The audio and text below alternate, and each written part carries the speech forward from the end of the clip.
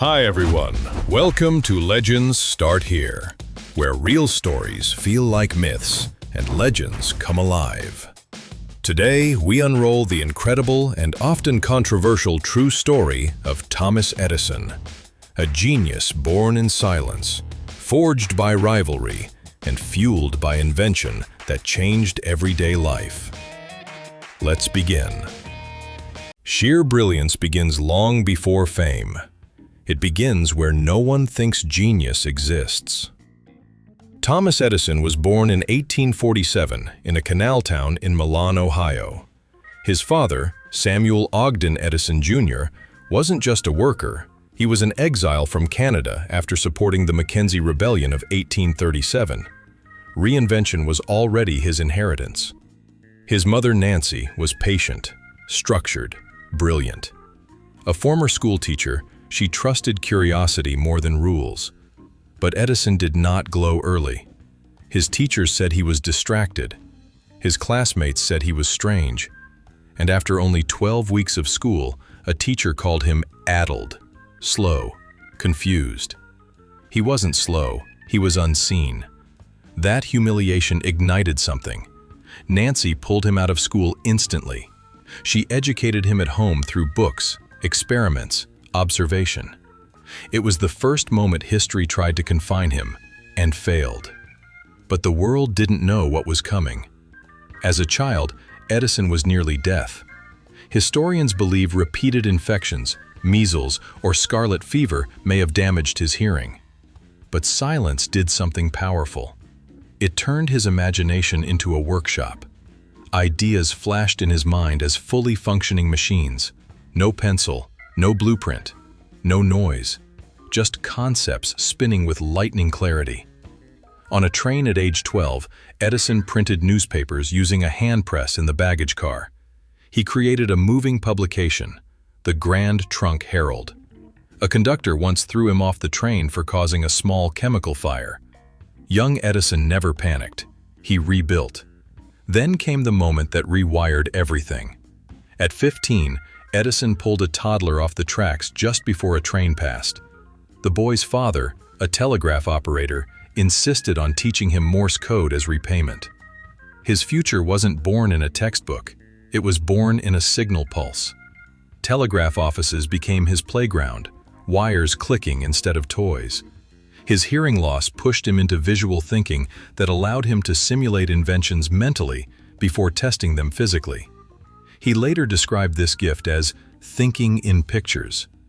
Edison wasn't just inventing devices, he was inventing systems, industries, new directions for human movement.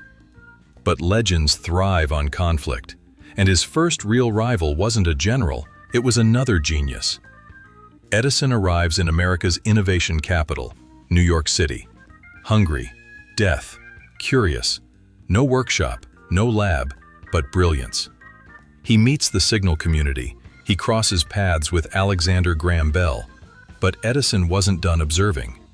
The telegraph was old news to him now. He wanted new channels of power. And here begins the war of currents. Edison believes in direct current. Tesla believes in alternating current. The battle is ugly. Edison publicly electrocutes animals to scare the public about AC, not because of science, but narrative control. He builds DC stations in Manhattan, massive, brilliant, but flawed. He loses that battle, but he wins 1,000 others. Because watch this. Edison thinks like a general, not a scientist. His strategy was not invention alone. It was ownership, influence, narrative.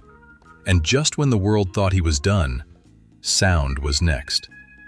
Edison invents the phonograph in 1877, the first machine that could store sound.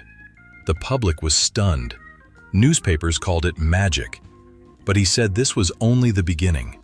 The next stage was cinema. 1888, Edison develops the motion picture camera system. He invents Hollywood before Hollywood existed. But wait, look at the list.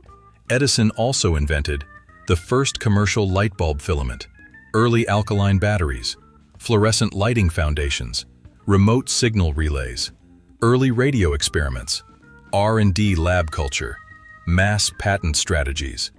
He once said, "Opportunity is missed by most because it looks like work." That wasn't philosophy. That was his life. At age 80, January 7, 1931, Edison dies in New Jersey. President Herbert Hoover orders the lights across America dimmed in his honor. It's one of history's first mass media symbolic gestures tied to electricity.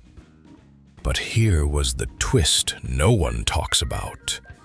After his death, boxes of patents and notebooks disappeared into locked archives tied to military research.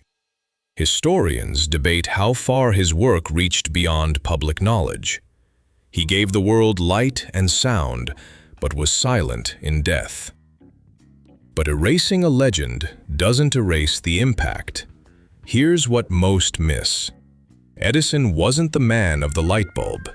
He was the man of the mirror light made possible. He showed us power isn't always electricity or gold. Sometimes power is ownership of the narrative. He didn't invent in silence. He invented silence itself to think better. He didn't leave notes. He left systems. And that changed history more than the bulb ever did. The world remembers the inventions, but the legend? The legend was the grind, the rivalry, the quiet mind, the unstoppable curiosity. The empire of ideas built on wires, not crowns. Hit like and subscribe for more legends.